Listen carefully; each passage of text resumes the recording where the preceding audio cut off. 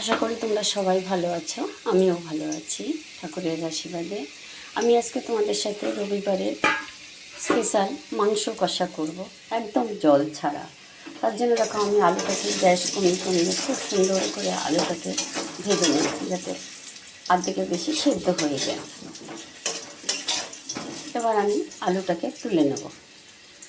আলু ভাজা তেলের মধ্যে আমি আর একটু তেল দিয়ে দিয়েছি। এবার ফোড়ন দেবো, দুটো তেজপাতা, একটা শুকনো লঙ্কা আর গোটা জিরে, আর দেবো দারচিনি, দুটো লবঙ্গ, দুটো এলাচ থেতো করে দিয়েছি। ফোড়নটা দিয়ে সুন্দর গন্ধ বেরিয়েছে। এবার আমি পেঁয়াজ কেটে দিয়ে দিলাম। আমি বেশি না, 300 গ্রাম মাংস। আমি মাংসটাকে রাত্রিরে মাখিয়ে রেখেছিলাম। এর মধ্যে দিয়েছি নুন, হলুদ, জিরে গুঁড়ো, শুকনো লঙ্কার গুঁড়ো, আর এখানে একটা পেঁয়াজ, আদা আর রসুন বেটে নিয়েছি। পেঁয়াজটা খুব সুন্দর করে ভেজে নিয়েছি। এবার যে পেঁয়াজ আর রসুনটা বেটে এনেছি এটা দিয়ে দেবো। খুব সুন্দর করে মশলাটা কষে নিয়েছি, চারিদিক দিয়ে তেল বেরিয়ে গেছে। এবার আমি মাংসটা দিয়ে দেবো। দিয়ে এইভাবে আমি ঢাকা দিয়ে দিয়ে কষাবো, জল দেবো না, ঢাকা দিয়ে দিয়ে কষাবো। এই মাংসের যে জলটা বেরোবে সেই জলটাতেই মাংসটা আর আলুটা সেদ্ধ হবে। মাংসটা অনেকটা সেদ্ধ হয়ে এসছে। এবার আমি আলুগুলো দিয়ে আবার ঢাকা দিয়ে দেবো। গ্যাস কমানো আছে, গ্যাসটা কমিয়েই করতে হবে। মাংসটা হয়ে এসছে। আমি গ্যাস একবারে যেন বাড়াইনি, শুধু ঢাকা দিয়ে দিয়ে মাঝে মাঝে নাড়া দিয়ে দিয়েছি।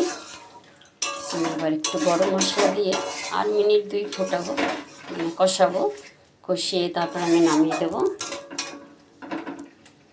এরকম করে রান্না করে যখন মাংস সেদ্ধ হয়ে গেছে সুন্দর, আলু তো সেদ্ধ হয়েই গেছে, অর্ধেক মাংসের সাথে মিশে গেছে। রুটি দিয়ে, পরোটা দিয়ে, ফ্রাইড রাইস দিয়ে, জিরে রাইস দিয়ে, সব কিছু দিয়ে খেতে খুব ভালো লাগে। তোমরা এরকম করে খেয়ে দেখো। এখন একটু গরম মশলা দিয়ে নেব। এই রান্নাটা গরম মশলাটা দিয়ে দিলাম। এই রান্নাটা একটু সময় ধরে করতে হয়। যদি এমনি মাংস 8 ঘন্টা লাগে, তো প্রায় 1 ঘন্টা মতন লাগবে। কাঠের জালে সব থেকে বেশি ভালো হয়। এবার আমার কষা মাংস হয়ে গেছে, জল ছাড়া কষা মাংস। তোমাদের কেমন লাগলো অবশ্যই তোমরা কমেন্ট করো। আমার চ্যানেলটাকে সাবস্ক্রাইব করো, লাইক করো, শেয়ার করো। আমি নামিয়ে নিলাম। কেমন লাগছে তোমরা অবশ্যই কমেন্ট করো। আমার রান্নাটা কেমন লাগলো। রাখছি, আবার কালকে অন্য কোনো রেসিপি নিয়ে আসবো। টাটা।